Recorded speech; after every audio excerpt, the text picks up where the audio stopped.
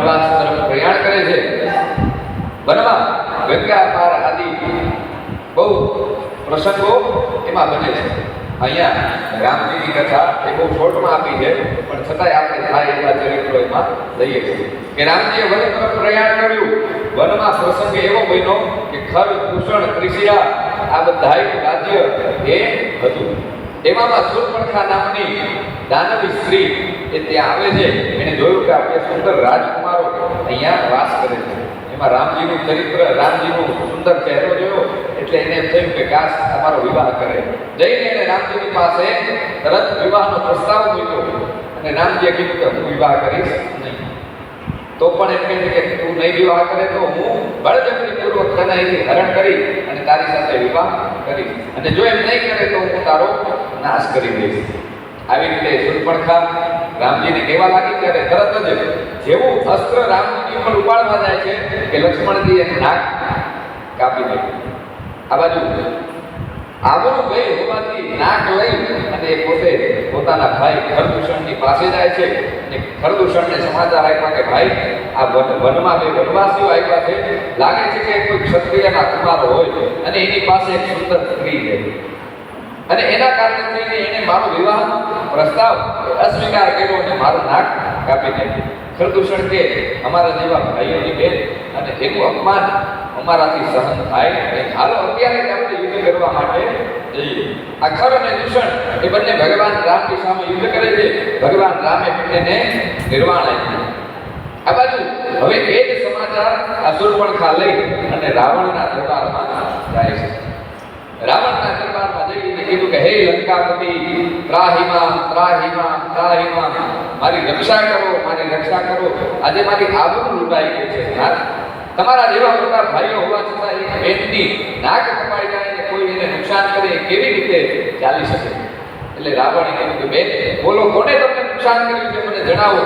એટલે શૂર્પણખાએ કીધું કે વનમાં બે ઋષિ કુમારો આવ્યા છે અને એમની પત્નીની તો વાત જ ન થાય. મેં એવું સાંભળ્યું છે કે અયોધ્યાપતિ રામજી એમની પત્ની સીતા અને લક્ષ્મણજીની સાથે આવ્યા છે. એટલે એક કામ કર, તારો બદલો લઈ લે. જ્યારે તારે સ્વયંવરમાં સીતાજી તને મળ્યા નહોતા એટલે તું જઈ અને સીતાજીને લઈને આવ. એટલે પછી પાછળથી હું એ રામજીની સાથે વિવાહ કરી લઈશ. એટલે રાવણે કીધું કે વાત તો બહુ સારી કરી, પણ ખરદૂષણને મારે એ કોઈ સામાન્ય હોઈ શકે નહીં. રાવણે વિચાર કર્યો કે હું એની સાથે યુદ્ધ કરીશ અને જો યુદ્ધમાં મારું મૃત્યુ થશે તો મને ભગવાનનું ધામ પ્રાપ્ત થશે, અને જો કોઈ સામાન્ય મનુષ્યો હશે તો એને હું આસાનીથી મૃત્યુદંડ આપી દઈશ. આવો વિચાર કર્યો રાવણે. વિચાર કર્યો કે હવે સીતાજીનું હરણ કરવું તો કેવી રીતે કરવું. તરત જ એના મામા મારીચને યાદ કરે છે અને મારીચને આખી કપટ યોજનાની વાત કરી કે આવી રીતે તમારે સ્વર્ણભૂત બનીને જવાનું છે. આ બાજુ રામજીને ખબર પડી કે હવે લીલા કરવાનો સમય આવી ગયો છે.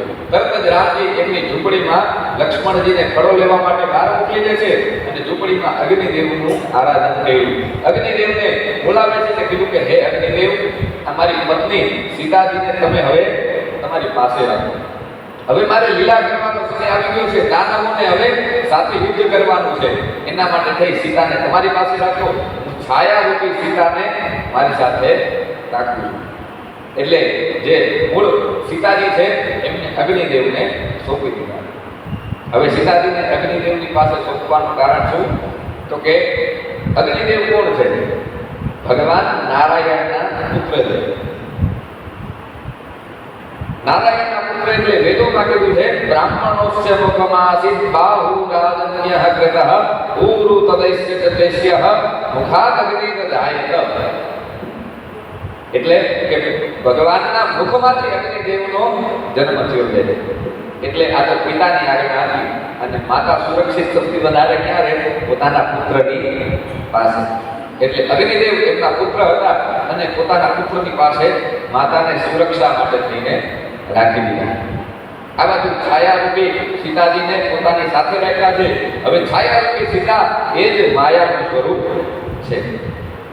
કેમ? તો કે મૂળ સીતાજી તો હતા એ સ્વયં ચરાચરની જનની હતા. આ ચરાચર એનાથી જ ઉત્પન્ન થયું છે. ઉદ્ભવ સ્થિતિ સંહાર કારિણી ક્લેશ હારિણી વંદે શ્રેયસ્કરી સીતા નતો હમ રામ વલ્લભામ. તુલસીદાસજીએ મંગલાચરણ શરૂઆતના 7 મંગલાચરણ આપેલા છે. એમાં સીતાજીનું મંગલાચરણ પણ આપેલું છે. ઉદ્ભવ સ્થિતિ અને સંહાર કારિણી ક્લેશ હારિણી. આ જગતની ઉત્પત્તિ હે ભગવતી સીતા, એની કારણરૂપ તું છે, એનું પાલન કરનાર પણ તું છે અને એનો સંહાર કરનાર પણ તું છે. તુલસીદાસજી આવી રીતે લખી દીધું તો એને આવા મૃગમાં શું મોહ થાય?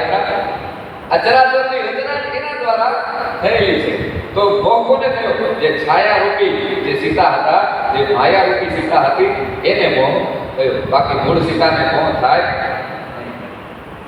એટલે આ મૂળ સીતા જે છાયા રૂપી સીતાજી હતા, એને જોયું કે સ્વર્ણનું મૃગ જાય છે અને હઠ પકડી કે મારે તો આ સ્વર્ણનું મૃગ જોઈએ છે. આ બાજુ લક્ષ્મણજીને ખબર નથી કે આ છાયા રૂપ સીતાજી છે.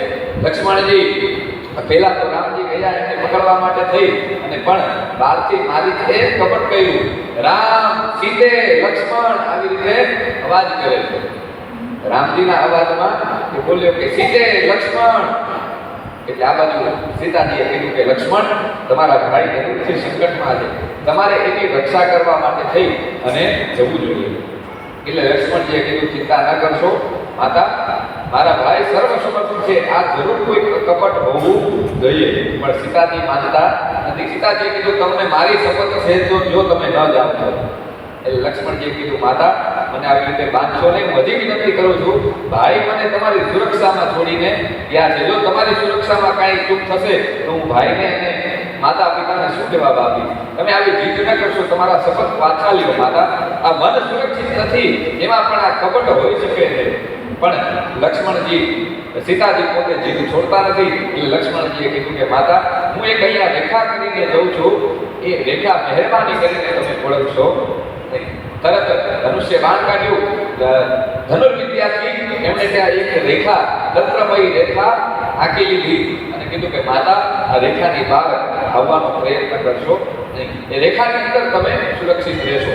આ બાજુ રાવણ પોતે સંન્યાસીનો વેશ લઈ અને ત્યાં આવે છે અને સંન્યાસીનો વેશ લઈ આવીને કહે છે, ભિક્ષાંતેહિ ભવતી ભિક્ષાંતેહિ, મને ભિક્ષા આપો. એટલે સીતાજી તો ઝૂંપડીમાંથી બહાર આવ્યા. ઝૂંપડીમાંથી બહાર આવી અને કીધું કે લ્યો બ્રાહ્મણ દેવ, તમે આ ભિક્ષાને ગ્રહણ કરો. એટલે આ રાવણ પ્રવેશમાં જાય છે, પણ લક્ષ્મણ રેખાના તેજના કારણે એ ત્યાં અંદર પ્રવેશી શકતો નથી. એટલે આ બાજુ સીતાજીને કીધું કે માતા, મારા પગ બહુ જ દુખે છે અને હું એટલો અશક્ત છું કે ત્યાં ભિક્ષા લેવા માટે અંદર પ્રવેશી શકીશ નહીં. તમારી ઝૂંપડીના જે પગથિયા છે એ હું ચડી શકીશ નહીં. હું એટલી વિનંતી કરું છું કે તમે આ ઝાડ નીચે બેઠો છું, તમે ત્યાં આવી અને મને ભિક્ષા પ્રદાન કરો. ત્યાં મારું પાત્ર ત્યાં પડ્યું છે, એટલે મને એમાં ભિક્ષા તમારી આપો. એટલે સીતાજીએ પહેલા તો વિચાર કરે કે પછી કહ્યું કે આ વનમાં બ્રાહ્મણ અને બ્રાહ્મણને કંઈક ભોજન આપશું તો કંઈક સારું થશે. એમ કરી અને એ ભિક્ષાની વસ્તુઓ લઈ અને જે બી લક્ષ્મણ રેખા ઓળંગવા જાય છે અને રાવણ એમને તરત જ એમનું હરણ કરી અને આકાશ માર્ગેથી લઈ જાય છે. આ બાજુ જટાયુ નામના ગિધરાજ પક્ષી, એમને ખબર પડી કે અરે આ તો દશરથજીની જે પુત્રવધુ છે, સીતાજી છે, અને એનું હરણ કરીને આ દાનવ લઈ જાય છે. તરત જટાયુ મહારાજ એ પાછળ દોડે છે, રાવણની સાથે આકાશ માર્ગમાં યુદ્ધ કરે છે, પણ આખરે રાવણે બાણ દ્વારા જટાયુનો પણ વધ કર્યો. આ બાજુ રામજી ઝૂંપડીએ પાછા આવી જોવે છે તો સીતાજી જોવા મળતા નથી. ખૂબ જ દુઃખમાં પીડા, ખૂબ જ રડવા લાગ્યા. રડતા રડતા આમ તે શોધવા લાગે છે. જટાયુ મહારાજની ખબર પડી અને રસ્તામાં જોયું તો જટાયુ મહારાજ એક પાંખ કપાયેલી છે અને ઘાયલ થયેલા પડ્યા છે. જટાયુ મહારાજના શરીરને ઘોડામાં લીધું અને એમના પિતા દશરથજીના એક પરમ મિત્ર હતા. એટલે દશરથજીને વાત કરી અને ત્યારબાદ એમને પાર્થિવ દેહની અંદર જલાંજલિ આપી અને એમને પણ નિર્વાણ આપ્યું અને ભગવાને એમના દેહને પોતાની અંદર સમાવી દીધું. જટાયુ મહારાજને મુક્તિ આપી અને ભગવાન આગળ શોધવા માટે નીકળે છે. આ બાજુ એમ જટાયુ મહારાજે કીધું કે એક દાનવ દક્ષિણ તરફ એ સીતાજીને લઈ ગયા છે. સીતાજીએ પણ એમના એક એક આભૂષણ ધીમે ધીમે ધીમે કાઢી અને નીચે પાડતા જાય છે, જેથી એમને માર્ગ રસ્તો મળી ગયો. આગળ જતા કિષ્કિંધા નામની નગરી આવી. કિષ્કિંધા નગરીમાં શોધતા શોધતા ભગવાન પહોંચી ગયા છે અને ધીમે ધીમે આ બાજુ પર્વત ઉપર સુગ્રીવજી મહારાજને ખબર પડી કે નીચે કોઈ ઋષિ કુમારો ભટકતા દેખાય છે. એવું હોઈ શકે કે મારો ભાઈ વાલી છે, એના અનુચરો અહીંયા મને શોધતા શોધતા આવ્યા હોય અને ઋષિ વેશે અહીંયા ફરતા હોય, વેશ પલટો કરી અને મને શોધતા હોય. પૂર્વમાં પણ આવું બની ગયું છે. એટલે હનુમાનજીને મળ્યા. હનુમાનજીને કીધું કે જાઓ તમે જઈ અને નીચે પૂછી આવો કે એ બંને કોણ છે. એટલે હનુમાનજીએ પણ બ્રાહ્મણનો વેશ ધારણ કર્યો. બ્રાહ્મણનો વેશ ધારણ કરી અને ખબર પડી જઈ અને રામજીને પૂછે કે હે ઋષિ કુમારો, તમે કોણ છો અને શા માટે આ વનમાં ભટકો છો? એટલે બંને કીધું કે અમે, રામજીએ બોલ્યા કે અયોધ્યાજીના મહારાજ દશરથનો પુત્ર રામ અને આ મારો નાનો ભાઈ લક્ષ્મણ છે. રામજીએ કીધું કે મારા ધર્મપત્ની સીતાજી એનું એક દાનવ હરણ કરીને લઈ ગયા છે અને એની શોધમાં અમે અહીંયા નીકળ્યા છીએ. હવે અમારી ઈચ્છા એવી છે કે સુગ્રીવજી મહારાજ અમને મળે અને એની મદદથી અમે આ દાનવને અમે શોધીશું. કેમ કે અમે બંને એકલા આ કાર્યમાં કરવા માટે થઈ અને અસમર્થ છીએ. એટલે મારે સહાયની જરૂર છે. તરત જ હનુમાનજીએ પોતાનું અસલ સ્વરૂપ પ્રગટ કર્યું અને અસલ સ્વરૂપ પ્રગટ કરી અને ભગવાનના ચરણોમાં પડી ગયા. ભગવાનને કીધું કે હે પ્રભુ, ધન્ય છે આજે તમારા દર્શનથી મારો દેહ એ સફળ થઈ ગયો, મારો અવતાર સફળ થઈ ગયો. પ્રભુ હાલો આ ઉપર પર્વત ઉપર હું તમને લઈ જાઉં છું જ્યાં સુગ્રીવજી મહારાજ વિરાજમાન છે. તરત જ એ પર્વત ઉપર લઈ ગયા. પર્વત ઉપર સુગ્રીવજીની સાથે મિલન થયું. વાલીને ભગવાને નિર્વાણ આપ્યો અને આ બાજુ સુગ્રીવનો રાજ્યાભિષેક કર્યો. સુગ્રીવની સાથે વાર્તા કરી અને ભગવાને કીધું કે હવે આપણે શોધવાનો સમય થઈ ગયો છે. ચાતુર્માસ ત્યાં કિષ્કિંધામાં જ ચાલે છે. ચાતુર્માસ પૂર્ણ થતા એમને નક્કી કર્યું કે હવે આપણે સીતાજીની શોધમાં જવું જોઈએ.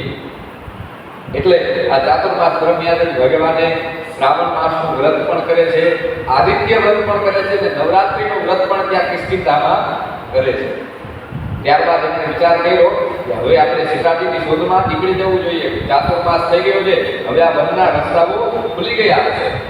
એટલે સુગ્રીવજીની સેના લઈ અને ચારેય દિશામાં સેના મોકલી. એમાં દક્ષિણમાં હનુમાનજીની જવાબદારી સોંપી કે હનુમાનજી તમે જામવંતજી, અંગદ અને બધા જ બીજા વાનરો સાથે તમારે દક્ષિણ દિશામાં જવાનું છે. ત્યાં જઈ અને સીતાજીની ભાળ શોધવાની છે. એક વનમાં ગયા ત્યાં એમણે ગુફા જોઈ. હવે વાનરો એવા વનમાં પ્રવેશ્યા જ્યાં કોઈ પણ જાતના ફળો હોતા નથી. એટલે બહુ જ ભૂખ્યા તરસ્યા હતા. તો એમને ખબર પડી કે આ ગુફામાંથી કંઈક સારી સુગંધ આવે છે, લાવો અંદર જઈએ, કાંઈક ફળ વનસ્પતિ આપણને ખાવા યોગ્ય મળશે. અને સુગ્રીવજીએ પાછી એમને ચેતવણી આપેલી કે જો સીતાજીને શોધ્યા વગર કોઈ પણ ટોળી પાછી આવી તો એ મૃત્યુને પામશે. આવી સૂચના આપી અને સુગ્રીવજીએ બધાને ચારે દિશામાં મોકલ્યા હતા. ગમે એમ કરી અને તમારે સીતાજીના સમાચાર લાવવાના છે. એટલે આ બધાએ નક્કી કરી ગુફામાં જઈએ, જો ફળ મળશે તો ઠીક છે, નહીંતર આમે સુગ્રીવજી મહારાજ આપણને જીવતા રહેવા દેવાના તો છે નહીં. એટલે બહાર મળવું કે અંદર મળવું, અંદર પ્રવેશ કરીએ કાંઈક રસ્તો આપણને મળી જાય. અંદર પ્રવેશ કર્યો તો બહુ મોટા ફળોનું ટોપલા ભરેલા હતા અને ત્યાં સ્વયંપ્રભાવ નામના એક દેવી એ તપ કરતા હતા. એ સ્વયંપ્રભાએ તરત જ આ લોકોએ જેવા ફળ ખાધા એવા બધા જ વાનરો બેભાન થઈ ગયા. પણ હનુમાનજીને કાંઈ અસર થઈ નહીં. એટલે હનુમાનજી જાણી લીધું કે આ બધી કંઈક માયા છે. તરત સ્વયંપ્રભાને મારવા જાય છે, પણ સ્વયંપ્રભા ઉભા રહી ગયા કે હનુમાનજી મને કોઈ દંડ આપશો નહીં. હું તો આવી રીતે ભગવાન રામના તપમાં હજારો વર્ષોથી અહીંયા બેઠી છું.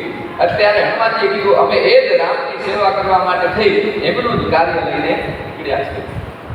એટલે સ્વયંપ્રભાએ કીધું કે હું તમને રસ્તો બતાવું છું, તમે બધાએ આંખ બંધ કરી દો, હું તમને સીધા દક્ષિણ સમુદ્રના કિનારે પહોંચાડી દઈશ. રાવણ એને લંકામાં લઈ ગયો છે. એનાથી આગળ તો હું નહીં પહોંચાડી શકું, કેમ કે ત્યાં લંકામાં મારી માયા કામ કરશે. સમુદ્રના કિનારા સુધી મારી માયા કામ કરશે. તમને બધાને સીધા અહીંથી સમુદ્રના કિનારે હું પહોંચાડી દઈશ. હનુમાનજીએ કીધું પેલા આ બધાએ જે બેભાન થઈ ગયા છે એને જગાડો. એ બધા જાગશે તો સમુદ્રના કિનારે જાશે. એક તો આટલું બધું ખાધું છે ને એમાં એમના પેટ ભરાઈ ગયા. હવે આ બધા નકામા થઈ ગયા. એટલે એને ચેતન અવસ્થામાં લાવો પછી બધી વાત. એટલે સ્વયંપ્રભાએ જેવું જલ છાંટ્યું કે બધાએ ચેતન અવસ્થામાં આવી ગયા. પછી હનુમાનજીએ કીધું આ બધાએ આપણે આંખો બંધ કરી દેવાની છે. માતાજીએ કીધું છે કે આંખો બંધ કરશું એટલે આપણે આપણી યોગ્ય મંજિલ સુધી પહોંચી જશું. આ બાજુ બધાએ વાનરસેનાએ આંખો બંધ કરી કે સીધા જ દક્ષિણના કિનારે આવી ગયા. અને ત્યાં આવી અને ખબર પડી કે અરે રે આ 100 યોજનનો સમુદ્ર વચ્ચે છે, લંકા લાંઘીને જવું કેવી રીતે? એટલે અંગદજી મહારાજને કીધું કે જાવ તો ખરા પણ પાછો આવું એની કોઈ ગેરંટી છે નહીં. અંગદ કહી જાઉં મેં મારા જે સંશય કશું કીર્તિ ન બાદ, જાવ તો ખરા પણ પાછો આવી શકું એની કોઈ ગેરંટી છે નહીં. એટલી બધી તાકાત મને મારી તાકાત ઉપર એટલો ભરોસો છે નહીં. જામવંતજીએ કીધું હું જ્યારે યુવાન હતો ને ત્યારે પૃથ્વીને મેં 7 પ્રદક્ષિણા કરી લીધી છે, પણ હવે મારી એટલી અવસ્થા છે નહીં કે હું આટલું બધું જઈ અને પાછો આવી શકું. બીજા કોઈ વાનરોમાં જામવંતજીએ નજર કરી કેવી શક્તિ ન દેખાય. આ બાજુ હનુમાનજી વિચાર કરતા કરતા એક શિલા ઉપર બેઠા છે. શિલા ઉપર બેઠા હતા એટલે જામવંતજીને ખબર પડી કે હે હનુમાન, તારી શક્તિને યાદ કર. તે નાનપણમાં કેવા કેવા કાર્યો કર્યા છે, આકાશ માર્ગમાં જઈ અને તે સ્વયં સૂર્યનારાયણને ગ્રહણ કરી લીધા હતા. આવી તો તારી શક્તિને યાદ કર કે જ્યારે તમે નાના હતા ત્યારે મોટા મોટા પહાડો વૃક્ષોને ઉખાડીને તમે દરિયામાં અને નદીમાં ફેંકી દીધા હતા. તમે તમારી શક્તિને યાદ કરો કે તમારી શક્તિ કેટલી અનંત છે. સાક્ષાત રુદ્રના અવતાર છો અને તમારો જન્મ જ રામની સેવા માટે થયો છે. તુલસીદાસજીએ લખી નાખ્યું કહી રીછપતિ સોણો હનુમાન, કાચુપ સાધી રહે બલવાના. શ્રી રામ જય રામ જય જય રામ, શ્રી રામ જય રામ જય જય રામ. કવસો કાજ કઠિન જગ માહી, જો નહીં હોય નાથ તુમ ભાઈ. શ્રી રામ જય રામ જય જય રામ, શ્રી રામ જય રામ જય જય રામ.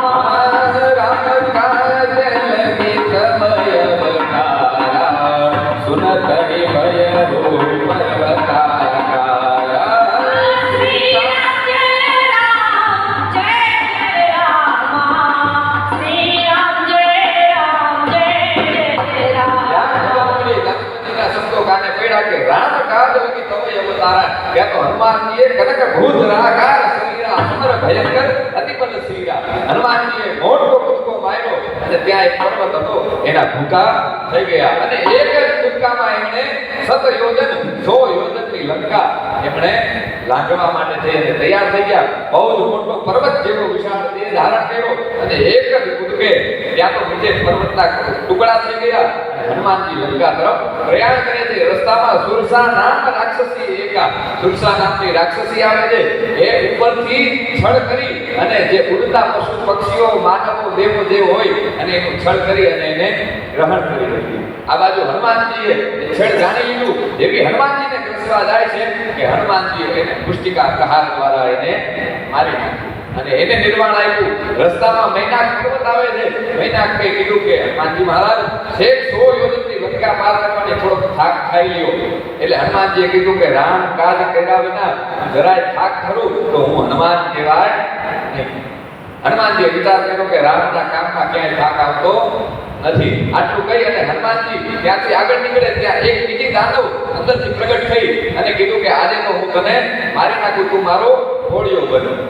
એટલે હનુમાનજીએ કીધું કે ના કઈ વાંધો નહીં. હનુમાનજીએ મસકનું રૂપ, મચ્છર જેવું નાનું રૂપ ધારણ કર્યું અને આ બાજુ પેલી દાનવ બહુ મોટી મોટી મોટી બનતી જાય છે. એના મુખમાં જઈ અને તરત જ બહાર આવી ગયા. એટલે હનુમાનજી કીધું લો તમારે મને ભક્ષણ કરવું તો તમારું કાર્ય થઈ ગયું. ત્યારે એ દાનવી જે હતી એને કીધું કે વાહ, તમારી બુદ્ધિ ચતુરાઈની વાત થાય નહીં. દેવોએ મને તમારી પરીક્ષા કરવા માટે થઈ અને મોકલી. આમ કરતા હનુમાનજીએ તરત જ લંકામાં પ્રવેશ કર્યો. એ ગઢ ઉપર જઈ અને આખી લંકાનું દર્શન કરે છે કે કેટલી બધી ખોટ છે. કનક કોટ વિચિત્ર મણિકૃત સુંદરાયતના ઘના ચૌહટ હટ સુબટ ભીતિ ચારુ પૂર્વ વિધિ વનબાજ પંચર નિકર પંચર કથા રુચિ કો વનબાગ ઉપવન વાટિકા બલતી વર્ણન નહીં મય. કેટલા બધા બાગ ઉપવન અને સુવર્ણની વાટિકાઓ એ બધી ત્યાં હતી.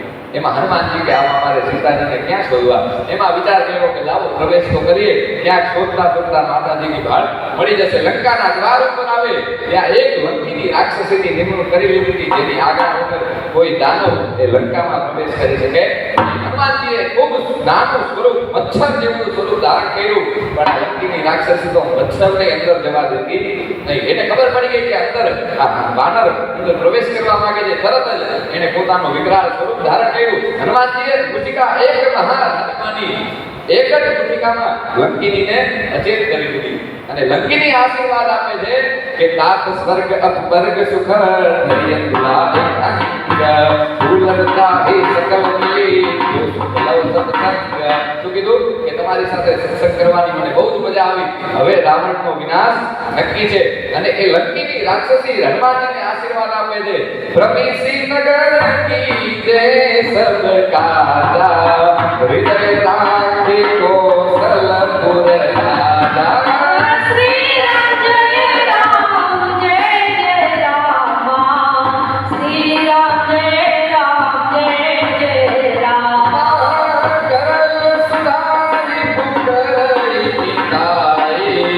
ગોપન સિંધુ યનલ સિદ્ધલાય.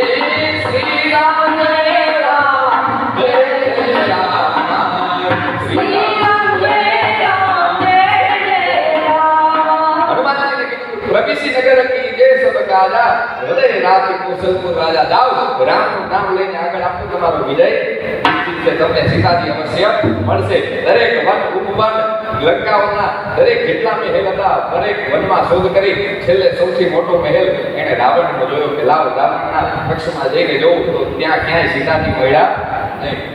આ બાજુ એને વિચાર કર્યો, એક સુંદર મજાનો મહેલ જોયો.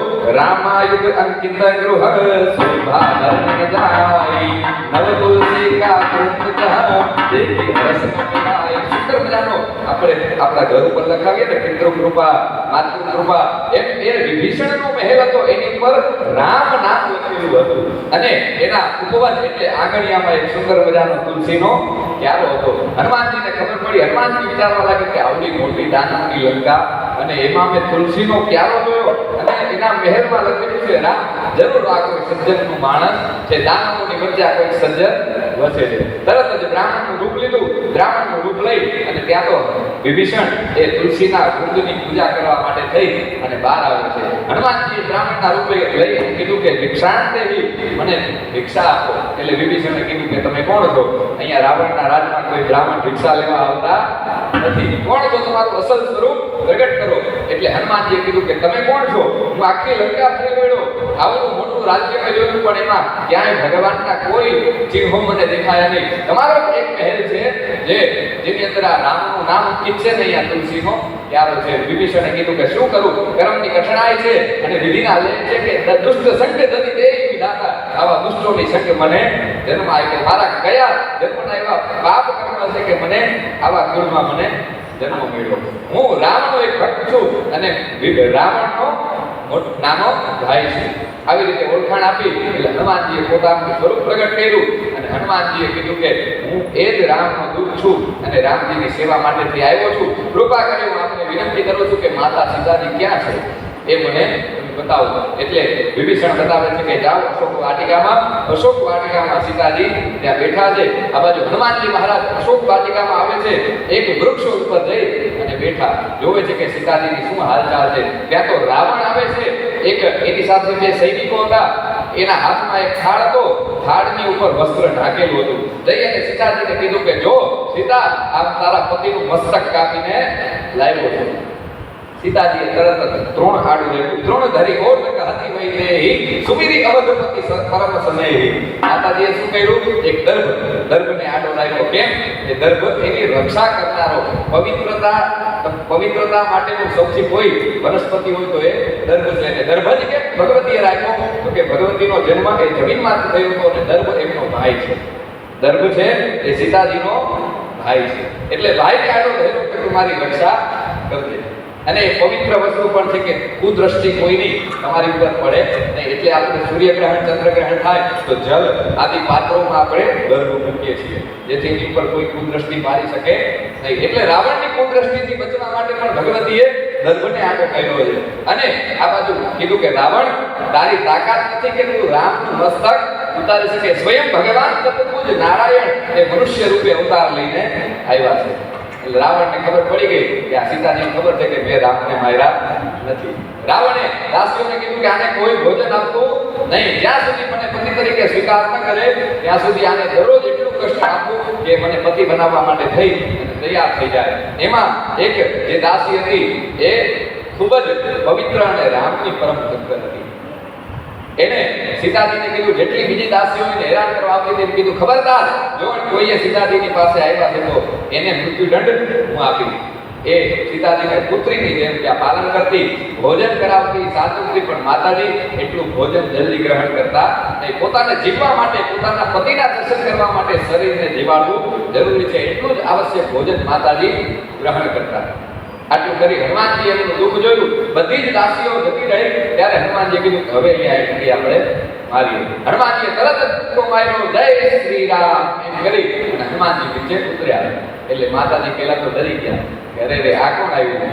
જોયું કે આ વાનર છે ને પાછું રામનું નામ બોલે છે, જરૂર આ કંઈક રાવણની માયા હશે. ભગવાન રામના ગુણો હનુમાનજી ગાવા લાગ્યા. આખું ભગવાન રામનું ચરિત્ર ત્યાં ગાઈ નાખ્યું. તોય સીતાજીને વિશ્વાસ આવતો નથી કે આવા તો ઘણા દાનવો હોય એ જાણતા હોય, રામજી વિશે કોણ નથી જાણતું. પણ છેલ્લે હનુમાનજીએ કીધું કે તમારા બંને વચ્ચે એક જ એવું નામ છે જે તમે બે જાણો છો, જે નામથી રામજી તમને બોલાવે છે અને એ હું જાણું છું. એટલે ત્યારે જાનકી નામથી એમને બોલાવે છે અને માતાજીને વિશ્વાસ થયો ત્યારે હનુમાનજીએ એમને મુદ્રિકા આપી હતી. રામજીએ એ મુદ્રિકા સીતાજીની સામે મૂકી અને સીતાજી તરફ ઓળખી ગયા કે અરે રે રામ નામની આ મુદ્રિકા છે અને હનુમાનજી લઈને આવ્યા છે. એટલે હનુમાનજીને પ્રશ્ન કરે કે પ્રભુ ક્યાં છે, ક્યારે મને લેવા આવશે. એટલે હનુમાનજીએ કીધું સાંભળો માતા, હું તમને તમારી શોધ કરવા માટે જ આવ્યો છું. ભગવાન એટલા તમારા વિરહમાં દુઃખી છે કે જેની વર્ણન હું કરી શકતો નથી. માતા શાંતિ રાખો, કચ્છું તો દિવસ જનની ધરો પીરા, કપિન સહિત આઈ હઈ ન હોઈરા, નિશિચર માર કોઈ લઈ જઈ બિહુપુર નાગ દાન દસ ગઈ. માતા તમે થોડા દિવસ શાંતિ રાખો. ભગવાન દક્ષિણના કિનારે તો હવે આવી જશે, ત્યાંથી અહીં આવતા વાર નહીં લાગે. આ બધા નિશ્ચરોને મારી અને માતા તમને લઈ જશે. મને મારા પ્રભુની આજ્ઞા નથી, નહીતર હું જ તમને અહીંયાથી લઈ જાઉં. મારામાં તાકાત છે કે આખી લંકાને ઉડાડી અને ત્યાં ચૂરે ચૂરા કરી નાખું, પણ મારા પિતાએ મને એની આજ્ઞા આપી નથી.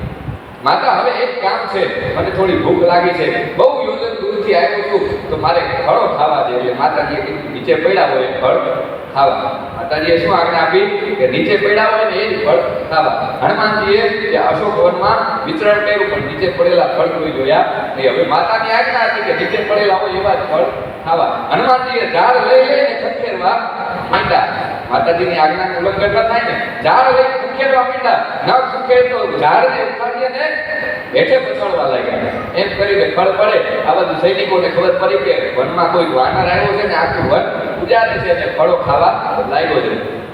સૈનિકો તરત એને પકડવા આવે છે પણ સૈનિકોને મારી અને રૂકવા કર્યા. આ બાજુ બે સૈનિકોએ જઈ રાવણના દરબારમાં સમાચાર આપ્યા કે એક વાનર આવ્યો છે અને અશોક વાટિકામાં મહા ઉત્પાત બચાવી દીધો છે. ચલા સંકલય સુબટ અપારા અક્ષય કુમાર રાવણનો દીકરો એ પોતે કહે છે કે હમણાં હું એ વાનરને બંદી બનાવીને લેતો આવું. હનુમાનજીએ એક જ મુષ્ટિકામાં અક્ષય કુમારનો વધ કરી નાખ્યો અને આ બાજુ સમાચાર રાવણને મળ્યા કે તમારો પુત્ર અક્ષય કુમાર મરાયો છે. એટલે ચલા ઇન્દ્રજીત અતુલિત જોધા બંધુ નિજમ સુધી ઉપજા ક્રોધા. આ ઇન્દ્રજીતને બહુ દુઃખ થયું કે પોતાનો ભાઈ મરી ગયો. આખી સેના લઈ હનુમાનજી સામે યુદ્ધ કરવા માટે આવે છે. બહુ યુદ્ધ કર્યું પણ હનુમાનજી એ હારતા નથી. એટલે ઇન્દ્રજીત બ્રહ્માસ્ત્રનું સંધાન કરે છે કે આ બ્રહ્માસ્ત્ર દ્વારા એને બંદી બનાવી નાખું અને પછી એને મારા પિતાના દરબારમાં લઈ જવો. બ્રહ્માસ્ત્રનું સંધાન થઈ ગયું એટલે હનુમાનજી મહારાજે બ્રહ્માસ્ત્રને પ્રણામ કર્યા. જો ન બ્રહ્મસ્વર માન આવું તો મહિમા મિટઈ અપાર. જો હું જ આ બ્રહ્માસ્ત્રનું માન નહીં રાખું તો એનો મહિમા મટી જશે, નહીતર કોઈ બ્રહ્માસ્ત્રની તાકાત નથી કે મને બાંધી શકે. બ્રહ્માજીને બ્રહ્માસ્ત્રમાં પ્રણામ કર્યા અને પોતાને વગાડવાને બદલે પોતે બ્રહ્માસ્ત્રથી બંધાઈ ગયા. આ બાજુ ઇન્દ્રજીત એ હનુમાનજીને બાંધી અને રાવણના દરબારમાં પેશ કરે છે. રાવણે કીધું બોલ દાદા બોલ, વાનર તું કોણ છે, શા માટે આટલો ઉત્પાત મચાવી દીધો છે? એટલે હનુમાનજીએ કીધું કે હું તો ભૂખ લાગી હતી એટલે મેં વૃક્ષો તોડ્યા, એમાં મારી માતાની આજ્ઞા હતી કે નીચે પડેલા ખાજે, એટલે નીચે કોઈ વૃક્ષ હતા નહીં એટલે મેં નીચે પાડી અને પછી ખાધા. એમાં તમારા સૈનિકોને ગયું નહીં એટલે મારી સામે યુદ્ધ કરવા આવ્યા. જે કોઈ મારા તે મેં મારે, તે પર બાંધ દેવું નહીં તમારે. જેણે મને માર્યું મેં એને જ માર્યા છે, બીજા કોઈને હાથ અડાડ્યો નથી. હનુમાનજી પાછા આવા સારા બનવા જાય કે જેણે મને માર્યું મેં એને જ માર્યા છે, બાકી કોઈ વધારા વ્યક્તિને હાથ અડાડ્યો નથી. એટલે કીધું તું કોણ છે, શા માટે અહીંયા આવ્યો છે અને આ તારા તાકાતનું પ્રદર્શન કરવાનું કાર્ય? હનુમાનજીએ કીધું કે હું રામજીનો દૂત છું અને અહીંયા મારી માતાની શોધ કરવા આવ્યો છું. પણ એમ થયું કે લાવો રાવણના દરબારમાં હું રાવણને થોડાક દર્શન આપતો જોઉં. એટલે રાવણની પાસે જાય છે અને કીધું કે રાવણ, હજી હું તને વિનંતી કરું છું, શંકર સહસ્ર અજતોહિ, કે મહાદેવ, નારાયણ અને બ્રહ્મા આમાંથી કોઈ તને બચાવી શકશે નહીં. આ રામ છે ને સાક્ષાત કાળનું સ્વરૂપ બનીને તારી પાસે આવ્યા છે. સીતા દેવ હું જાનકી કહું, એટલે સીતાજીને લઈ અને રામજીના ચરણે જા તો તારું કલ્યાણ થશે. કુલત્ય ઋષિ, તારા દાદાના કુળને તું લજવીશ નહીં. હનુમાનજી આ વિનંતી કરીને રાવણ તો ક્રોધિત થયો કે એક સામાન્ય વાનર તું મને શિખામણ આપે છે, જા આ વાનરને મૃત્યુદંડ આપો. એવામાં વિભીષણથી આગમન થયું. વિભીષણે કીધું કે નીતિ વિરોધન માર્ય દંડા. એવી નીતિમાં છે કે કોઈ પણ શાંતિદૂત આવ્યો હોય, સમાચાર લઈને આવ્યો હોય, એ ભલે ગમે એટલા ક્રૂર વચન બોલે પણ દૂત માટે કોઈ દંડનું વિધાન નથી, મૃત્યુદંડનું વિધાન નથી. હા, એને કોઈ એવું કાર્ય કર્યું હોય ઉદ્દંડતાનું તો એને બીજો કોઈ દંડ આપી શકાય. એટલે બીજા મંત્રીએ કીધું કે બોલો શું દંડ આપશું? ત્યારે એક બોલ્યું કે વાનર હોય ને એને પૂછ બહુ વાલી હોય, એ પૂછ હીન જ્યાં એના સ્વામી પાસે જશે એટલે એના સ્વામીની આબરૂ પણ જશે. આપણે એની પૂછમાં આગ લગાવી દઈએ એટલે એના સ્વામી પાસે જશે તો નીચું જોવાનું થશે. એનું નાક કાપી અને એને મોકલા, જેમ સુરબળકા નાક કાપીને આવી હતી એમ આ પૂછ હીન વાનર ત્યાં જશે તો એના સ્વામીનું પણ નાક કપાશે. એટલે આના પૂછમાં આગ લગાડી દે છે અને આમ કરી અને હનુમાનજીને પૂછમાં આગ લગાડવા માટે રાવણે આજ્ઞા કરી કે જાઓ પોતપોતાના બધાના અંગવસ્ત્રો આપો. દેવ પોરી પટ બાંધીની પાવક દેવ લગાવી. વસ્ત્રો બધા લગાવવા લાગ્યા પણ હનુમાનજી એટલી પૂછ લાંબી કરતા જાય કે આખા નગરમાં નગરના બસને ઘટ દેવા, આખા નગરમાં ક્યાંય ઘી તેલ લેવા દીધું નહીં. એટલી મોટી પૂછ લાંબી કરી દીધી. અને છેલ્લે પછી સૈનિકોને કીધું કે હવે આગ લગાડી દો. હનુમાનજીના પૂછમાં જેવી આગ લગાડી કે હનુમાનજી તો બધી જ અટારીઓ પર, પેલા તો રાવણના દરબારની અટારીઓ બધી સળગાવી દીધી, ઝરૂખા બધા સળગાવી લીધા, રાવણના દરબારની આખી સભા સળગાવી દીધી. પછી બાર આખા બધા જ મહેલો ઉપર ફરવા લાગ્યા અને બધાના મહેલ સળગાવી દીધા. એક વિભીષણ એક વિભીષણનું ઘર સળગાવ્યું કેમ કે એમાં રામ નામ અંકિત હતું અને એ રામજીના પરમ ભક્ત હતા. આટલું કહી અને હનુમાનજીએ તરત જ પૂછ બુજાય કોઈ સમા હરિત રૂપ બહોરી. હનુમાનજીએ પૂછને સમુદ્રમાં બોરી અને પછી પોતાના ફરીથી સીતાજીની પાસે આવે છે કે માતા, ભગવાન રામ માટે કોઈ સંદેશ છે અને સંદેશ આપો જેથી હું રામજીને તમારો સંદેશ આપો ને હું તમને મળ્યો એનું કંઈક મને એવી વસ્તુ આપો જેથી ભગવાનને પણ વિશ્વાસ થાય કે હું સીતાજીની ભાળ લઈને આવ્યો છું. એટલે માતાજીએ કીધું ચૂડા મણી ઉતાર તપ દયાવું હરસ સમેત પવન સુત લઈ. માતાજીએ ચૂડામણી ઉતારીને દીધો અને કીધું કે લ્યો આ રામજીને આપો. રામજી તરત ઓળખી જશે કે સીતાજીને તમે વળીને આવ્યા છો. હનુમાનજી હરસ સમેત હરત સહિત એ બધા જ માનવ સમાજમાં પાછા પહોંચે છે. બધાને આનંદ થયો અને બધાએ ત્યારે ભોજન ગ્રહણ કરે છે. આનંદથી બધાએ ફળ ખાધા અને હવે એમ થયું કે હવે સુગ્રીવજી મહારાજનો કોઈ ડર છે નહીં. સમાચાર લઈને બધી વાનર સેના જ્યાં રામજી અને સુગ્રીવજીનો પડાવ હતો ત્યાં આવ્યા. રામજીને સમાચાર દીધા કે હનુમાનજીએ બહુ જ મોટું કાર્ય કર્યું છે અને હનુમાનજી ન હોત તો કાંઈ કરી શકે નહીં. હનુમાનજીએ કીધું કે નાથ અને કછું મોરી પ્રભુતાઈ, પ્રભુ મેં કાંઈ કર્યું નથી. આ તો તમારું નામ અને તમારા નામની તાકાત છે કે હું આટલું કરી શકું. તમારા નામનો પ્રભાવ એવો છે કે મોટા મોટા દાવાકી હોય ને એ પણ એનાથી બળી અને એ પણ શાંત થઈ જાય. પ્રભુ આ તમારા નામના કારણે થઈ, તમારું નામ મારા મુખમાં હતું ને એટલે હું સીતાજીની શોધ લાવી એટલે લંકા બાળીને આવ્યો.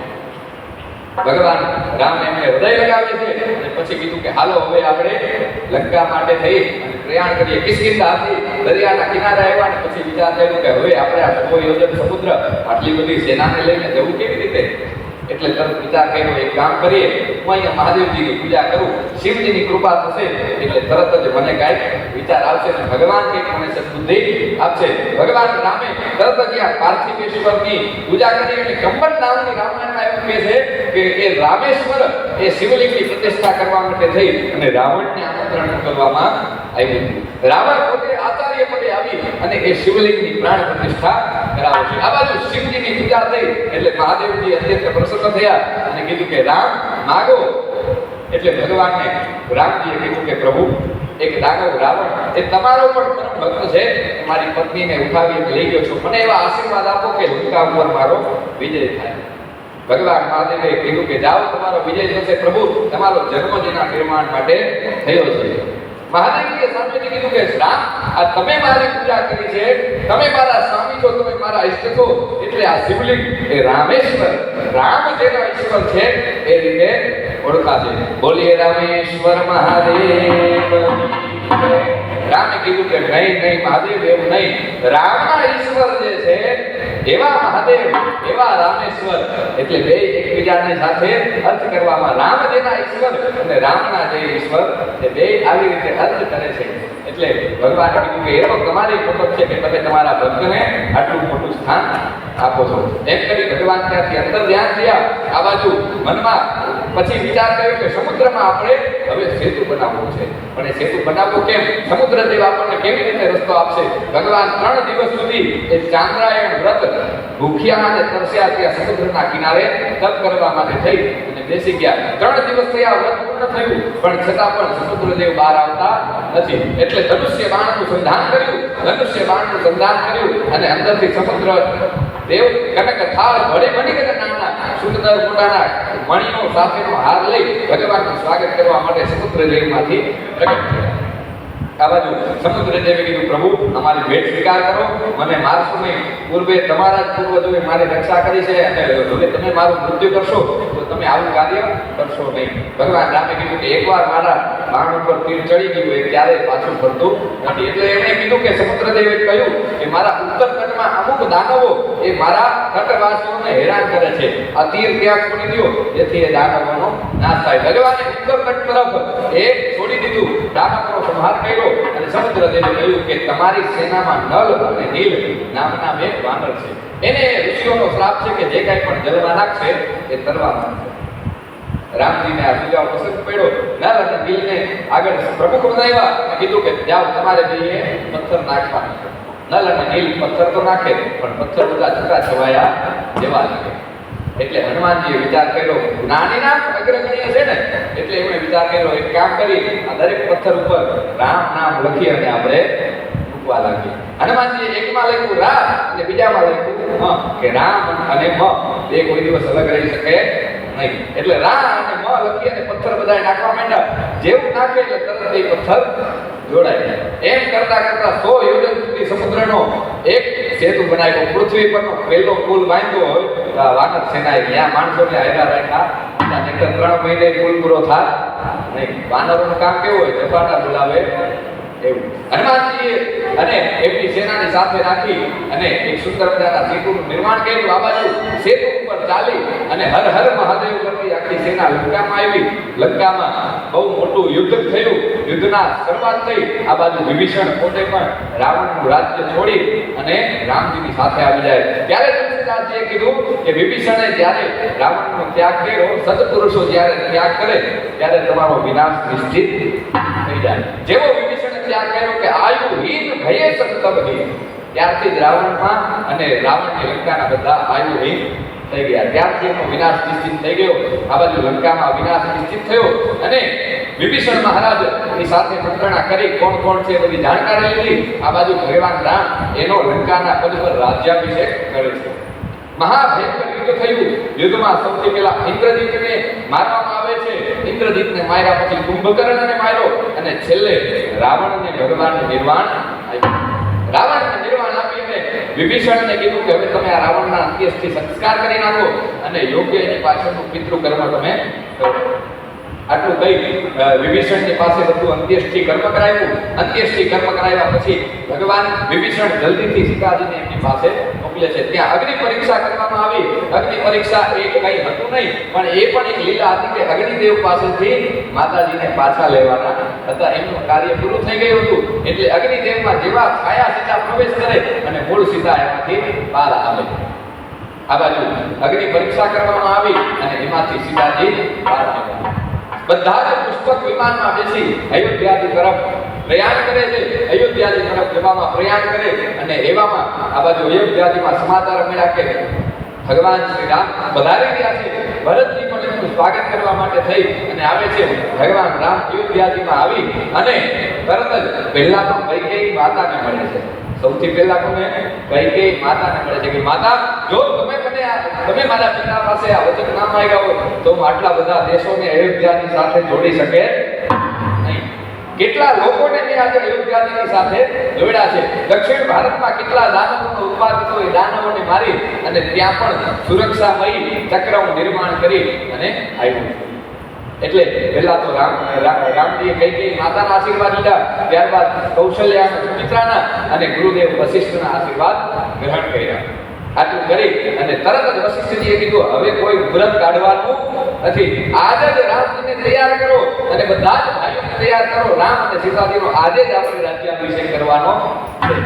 એ જ દિવસે તરત જ સ્નાન કરી અને અયોધ્યામાં વાજા વગાડ્યા, નગારા વગાડ્યા અને જાહેરાત કરી દીધી કે આજે સાંજે જ રામજીનો રાજ્યાભિષેક થવાનો છે. એ જ દિવસે રામજીનો રાજ્યાભિષેક કરવામાં આવ્યો અને આ બાજુ દેવો બધા જ દરબારમાં આવી અને રામજીની સ્તુતિ કરે છે. સ્વયં બ્રહ્માજી સ્તુતિ કરે છે. બધાએ રામજીને સમસ્ત સિંહાસન પર ચારેય ભાઈઓ સાથે દર્શન કર્યા.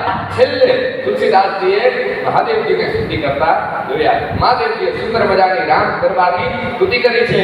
જય રામ રમા રમણમ સમણમ અવતાપ ભર્યા પહર પાહિજનમ અવધેશ કુલેશ રમેશ વિભો શરણાગત માગત પાહિ પ્રભો દસ શીશ વિનાશનમ વિષ ભુજાકૃત દૂરે મહામહી ભૂરિયા રજની ચરણૂત પતંગ રહે સદમાન કરે જપતાંડ રહે અતિથિ નમલિન દુઃખી નિતહી જીતને પતંગ પ્રીતિ નહીં અવલંબત ભવત કરવાંગિન કે પ્રિય સંતાનંદ સતાગિન કે ગુણશીલ કૃપા પરમાયતન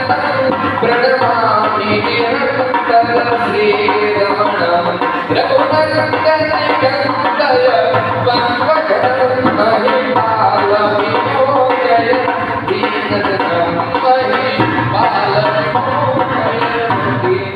हे भगवान, તમારો રાજ્યાભિષેક થયો છે તો હવે તમે આ દેવો તમારી પ્રજા અને અમારા જેવા ભક્તો ઉપર સદૈવ તમારી કૃપા બનાવીને રાખજો. મહાદેવજી આવી પ્રાર્થના કરી અને છેલ્લે એમના દર્શન કરી અને કૈલાસ તરફ પ્રયાણ કર્યું. રામચરિતમાનસમાં ઉત્તરકાંડમાં છેલ્લે આખું ગુરુનું ચરિત્ર આપેલું છે. અહીંયા ભાગવતજીમાં કે રામજીના વંશનું વર્ણન કર્યું કે રામજીને આગળ જતા વાલ્મીકી ઋષિના આશ્રમમાં બે પુત્રો થયા, લવ અને કુશ થયા. ત્યારબાદ લક્ષ્મણજીને બે પુત્રો થયા, અંગદ અને ચિત્રકેતુ. ભરતજીને બે પુત્રો થયા, અક્ષ અને પુષ્કલ. શત્રુઘ્નજીને બે પુત્રો થયા, સુબાહુ અને શુદ્ધસેન. આ બાજુ એ વંશનો છેલ્લો રાજા એ સુમતિ નામનો રાજા હશે. કળિયુગમાં એ સુમતિ નામના રાજાથી એમનો વંશ સમાપ્ત થશે. સુખદેવજીએ પરીક્ષિતને કીધું સાંભળો, અત્યારના સમયમાં એ વંશનો બૃહદ્રથ નામનો રાજા જે દુર્યોધનના પક્ષે લડી ગયો હતો અને એને તમારા પિતા અભિમન્યુ એને મારી નાખ્યો હતો. પણ એ બૃહદ્રથના અગ્નિવેશ અને એનાથી છેલ્લો રાજા એ સુમિત્ર થયો. આમ કહી અને આ રામજીના ઇક્ષ્વાકુ વંશનું વર્ણન કર્યું અને કીધું કે આ રામજીનો ગુણગાન એ ખૂબ જ નિર્મળ છે. જે વ્યક્તિ પણ આવી રીતે રામ કથાનું શ્રવણ કરે છે એને ભગવાન નિર્વાણ સમયે મોક્ષ પ્રદાન કરે છે અને એમના ચરણમાં ગતિ પ્રદાન કરે છે. અને સુખદેવજીએ કીધું કે હવે સાંભળો, હવે હું તમને ચંદ્રવંશની કથા કહું છું, જેમાં શ્રી ભગવાને અવતાર ધારણ કર્યો હતો. એ ચંદ્રવંશની શરૂઆત ચંદ્રથી થાય છે. ચંદ્રના દીકરા હતા બુદ્ધ અને બુદ્ધથી થયા પુરુરવા. એ પુરુરવાના વંશમાં જ આગળ વસુદેવજી થયા. એ વસુદેવજી એમના વિવાહ કંસની બેન દેવકીજીની સાથે થયા હતા. હવે એ વિવાહ થયા એટલે વિદાય કરવાનો સમય આવ્યો. વિદાય કરવાના સમયમાં આકાશવાણી થઈ કે હે કંસ, જેને તું લઈ અને જઈ રહ્યો છે એ જ વસુદેવનો અંશ, એ જ દેવકીનો 8મો ગર્ભ, તારું કારણ કંસે તરત જ તલવાર કાઢી અને તરત જ દેવકીજીને મારવા જાય કે આજે હું મારી બહેનને મારી નાખું તો મારું મૃત્યુ એ ટળી જાય. વસુદેવજી તરત ચરણેમાં પડે, તરત કંસના ચરણોમાં પડે અને કીધું કે ભાઈ, એક તો સ્ત્રી છે, એક તો તારી બેન છે, એનો કોઈ દિવસ વધ કરાય અને એમાં પણ હજી હમણાં જ બેનના જવતલ હોયમાં જે તારા હાથે જ બેનને કન્યાદાન અપાયું છે, તો આવું કાર્ય કરીશ નહીં. એક કામ કરો, હું તને વચન આપું છું કે જેટલા પણ પુત્રો આ દેવકીના થશે ને એ હું તને આપી દઈશ, પછી તારે એનું જે કરવું હોય એ કરવું. કંસને ખબર હતી કે વસુદેવજી પોતાના વચનના પાક્કા છે, એટલે એને એમના વાત પર ભરોસો કરી એમના મહેલમાં એમણે રાખ્યા અને કીધું કે તમારે આ મહેલની બહાર જવાનું નથી. વસુદેવજી અને દેવકીજી પહેલા તો સુખમય ત્યાં રહેવા લાગ્યા. થોડો સમય જતા એક પુત્રનો જન્મ થયો. એટલે તરત દેવકી માતા રડે છે કે રહેવા દો, આને મને પ્રેમ કરવા દો, આને મારાથી અલગ કરશો નહીં. વસુદેવજી કે નહીં, મારું વચન છે, પ્રાણ જાય પણ વચન જાય નહીં, હું મારું વચન તોડીશ નહીં. એના માટે જ મારો જન્મ થયો છે. મારા પિતાઓ, મારા દાદા, મારા પિતૃઓ પણ જો વચન તોડી નાખું તો એમને પણ મુક્તિ મળશે. વચન આપેલું મોદી તોડાય, બોલેલું જે વ્યક્ત કરે છે એનો વાસ નરકમાં થાય છે. વસુદેવજી આવી વાત કરી, બાળકને લઈને કંસને દેવા ગયા. એટલે કંસે કીધું કે વસુદેવજી, તમે નિશ્ચિત આ બાળકને પાછો લઈ જાઓ, મારો તો મૃત્યુ આ દેવકીનો 8મો ગર્ભ છે. એટલી ઉદારતા એને બતાવી. વસુદેવજી તો આનંદિત થયા. વસુદેવજી પોતાના બાળકને પાછા લઈને દેવકીજીની પાસે આવે છે. આ બાજુ 2 સંતાન થયા, 3 સંતાન થયા, પણ દેવોને વિચાર કર્યો કે અરે આ કંસનો આમ જ ઉદારતા કરશે તો પાપના બદલે પુણ્યનું બેલેન્સ એનું વધતું જશે. તરત નારદજીએ વિચાર કર્યો કે આવી રીતે પુણ્યનું બેલેન્સ વધવા દેવાય નહીં. નારદજી પોતે કંસના રાજ્યમાં આવ્યા. કંસના રાજ્યમાં કંસે સ્વાગત કર્યું. અરે રે મહારાજ, પધારો પધારો, તમારું સ્વાગત છે. શા માટે આવ્યા મને જણાવો. નારદજી કે આ બાજુથી નીકળ્યો હતો તો મેં કીધું લાવ સમાચાર પૂછતો જાઉં, કંસના રાજ્યમાં કેવું હાલે છે એ બધું હું જાણતો જાઉં. શું સમાચાર છે તમારા બેનના હમણાં વિવાહ થઈને એવા સમાચાર મળ્યા? અને એવી પણ મને ખબર પડી કે આકાશવાણી થઈ હતી, એમાં તમને જાણ થઈ છે કે એના 8મા ગર્ભથી તારું મૃત્યુ થવાનું છે. 8મો ગર્ભ થયો કે નહીં? એટલે કંસે કીધું ના, હજી તો 3જો ગર્ભ જ થયો છે, હજી તો બીજા પુત્રનો જન્મ થયો છે. એટલે મેં 3 પુત્રોને પાછા આપી દીધા. એ મારે તો એના 8મા ગર્ભથી મૃત્યુ છે ને. એટલે નારદજીએ તરત જ એક કમળનું ફૂલ લીધું અને કીધું, કંસ, એટલે આ કમળ ખોલું, હવે આની પાંખડીઓ આ બાજુથી ગણ તો કેટલી થાય? તો કે 1 2 3 4 5 6 7 અને 8. બરાબર. હવે કે આ બાજુથી ગણ તો કેટલી થાય? તો કે 1 2 3 4 5 6 7 અને 8. કઈ ખબર પડી હું શું કહેવા માંગુ છું? આ બાજુથી 8 અને આ બાજુથી 8. હવે 8મો ગર્ભ હોય, આ દેવોની તો વાત જ નતા. એમાં વિષ્ણુ વિશે તો તને ખબર જ છે કેટલું કપટ કરે છે. પૂર્વમાં કેટલાય કપટથી માર્યા છે. દેવો કોઈ દિવસ સાચું બોલતા નથી. એટલે ગમે ત્યારે 8મો ગર્ભ નહીં, આ પહેલો ગર્ભ એકાદ કારણ બને. એટલે આકાશવાણી ઉપર તું ભરોસો કરીશ નહીં. તો કંસે શું કીધું? કંસે કીધું તો શું કરવું જોઈએ? એ કે એ મને નથી ખબર, હવે તારે જોવાનું. નારદજીએ અહીંયા પોતાની વાણીનો જવાબ આપ્યો ને ખોટું પાપના ભાગી બનવું. નારદજીએ કીધું આ તો બસ હું તને ખાલી કહેવા આવ્યો હતો, મારે કઈ આગળ કહેવાનું થતું નથી. એટલું કઈ નારદજી ત્યાંથી નીકળી ગયા. આ બાજુ કંસે વિચાર કર્યો કે નારદજીની વાત તો સાચી છે, જેવો કપટમાં બહુ જ તૈયાર છે. વસુદેવજીની પાસેથી પેલા જે 3 સંતાનો હતા એ ત્રણેયને લઈ લીધા અને 2 પતિ પત્નીને જેલમાં નાખી દીધા. જેલમાં કારાગારમાં નાખી દીધા. ત્યારબાદ એક પુત્ર વસુદેવજી દેવા માટે થઈ આપી છે કે કંસ એક પુત્રનો મારી નાખ્યો. આ બાજુ 7મો ગર્ભ આવે છે. 7મો ગર્ભ રહેતા જ ભગવાન નારાયણે શેષજીને આજ્ઞા કરી કે જાઓ, તમારે દેવકીજીના ગર્ભમાં જવાનું છે. આ બાજુ યોગ માયાને પણ આજ્ઞા કરી કે હે યોગ માયા, તમારે સંકર્ષણ વિદ્યા દ્વારા આ ગર્ભને એમાં સ્થાપિત કરવાનો છે. એટલે આ બાજુ શેષ નારાયણ સ્વયં દેવકીજીના ગર્ભમાં સ્થાપિત થયા અને યોગ માયા 7મો ગર્ભ જેવો રહ્યો એટલે દેવકીજીનું શરીર પુષ્ટ થયું. પણ અચાનક ગર્ભ ખલાસ થઈ ગયો અને આ બાજુ યોગ માએ એનો ગર્ભ ઉપાડી અને યોગ વિદ્યાથી રોહિણીજીના ગર્ભમાં સ્થાપિત કર્યો. છેલ્લે દેવકીજીને એમ થયું કે અરે સાતનું સંતાન તો મારું મૃત્યુ પામ્યું છે. એમને એમ જ થયું કે સાતનો ગર્ભ મારો રહ્યો નથી. હવે આઠમા ગર્ભનો વારો છે અને આ બાજુ કંસે પહેરો એકદમ ચોક્કસ કરાવી દીધો. કંસે પહેરો વધારી દીધો. જે સૈન્ય 4 હતા એને બદલે 12 સૈનિકો એને ઉભા રાખી દીધા. કંસની એની જેલમાં પણ 2 સૈનિકો અંદર ઉભા રાખી દીધા. ગમે ત્યારે મારો કાળ હવે જન્મ થઈ શકે છે. એના માટે એને પહેરેદારી વધારી દીધી. પહેરેદારી વધારી અને કહી દીધું કે જેવા આ બાળકના જન્મ થાય કે તરત જ પહેલા મારી પાસે લાવજો અને મને સમાચાર આપજો. આ બાજુ 8 માસ પૂર્ણ થયા. 8 માસ પૂર્ણ થતા શ્રાવણ મહિનો આવ્યો. શ્રાવણ મહિનાના 15 દિવસો શુદ્ધ પક્ષના ગયા.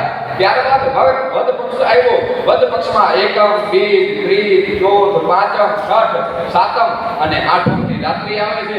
આઠમની રાત્રિમાં ભગવાને વિચાર કર્યો કે રાતના સમયે એમણે માયા ઉપજાવી અને તરત જ માયાને પહેલા મોકલી કે તમારે જવાનું છે ક્યાં કે નંદજીના ઘેર ગોકુળમાં જવાનું. તમારે ત્યાં દીકરી તરીકે જન્મ લેવાનો.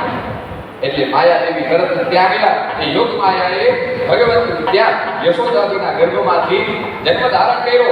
આ બાજુ ભગવતી યોગ માયા અહીંયા એમના જન્મમાં મદદરૂપ થાય છે.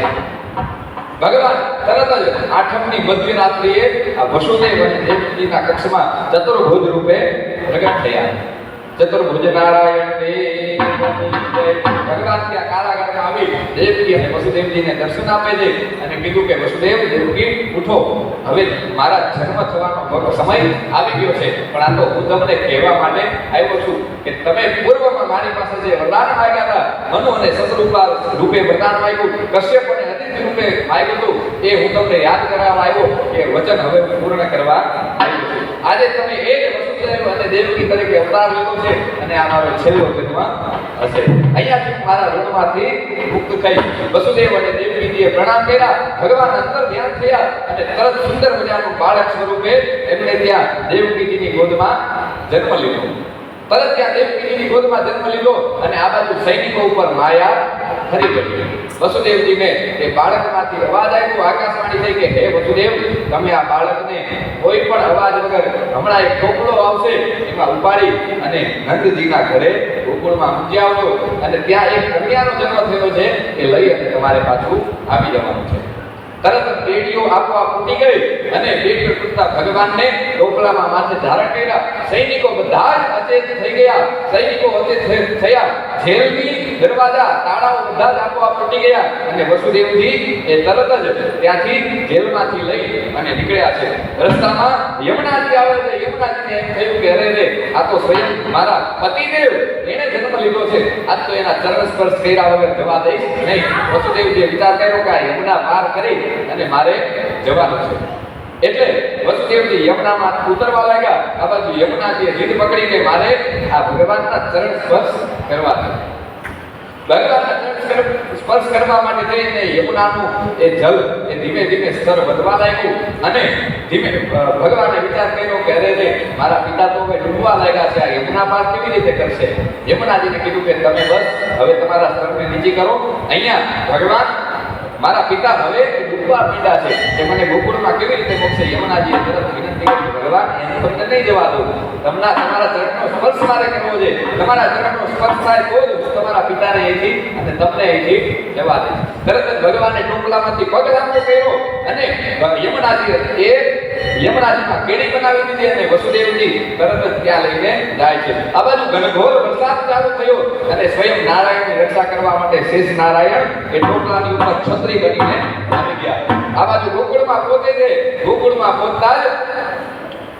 પહોંચતી વખતે તરત જ જોયું કે ત્યાં એક યોગમાયા, આ કથા દેવી ભાગવતમાં આવે છે, સ્વયં યોગમાયા એ દાસીનું સ્વરૂપ ધારણ કરી અને પુત્રીને ટોપલામાં બહાર લઈ અને ઊભા છે. હજી નંદજીને ખબર છે કે એ રીતે સંતાનનો જન્મ થયો છે. એ પોતે જ પુત્રીને લઈને ઊભા છે. અદલા બદલી છે બાળકોની અદલા બદલી છે એટલે સ્વયં વસુદેવજી એ પુત્રીને લઈ અને પાછા મથુરાની જેલમાં આવી ગયા. મથુરાની જેલમાં કેવું કે ભગવાન આવ્યા એટલે બંધન છૂટી ગયા હતા, પણ પાછી માયા આવી એટલે પાછા બંધન આપોઆપ લાગી ગયા. આ બાજુ કંસને ખબર પડી કે અરે રે દેવકીને આઠમા ગર્ભનો જન્મ થયો છે. કંસ દોડતો આવે છે. કંસ દોડતો આવે અને એને જોયું કે આહા આ તો દીકરી છે, પણ કાંઈ કહેવાય નહીં. દેવોએ દીકરીને પણ મને મારવા માટે મોકલી હોય. દીકરીના બે પગ પકડ્યા અને જેવી દિવાલમાં પછાડવા જાય કે એને અષ્ટભુજા રૂપી ભગવતીનું સ્વરૂપ ધારણ કર્યું અને કીધું કે હે કંસ, હે મૂર્ખ, તને મારવા વાળો તો ક્યારનો જન્મી ચૂક્યો છે ને એની જગ્યાએ પહોંચી ગયો છે.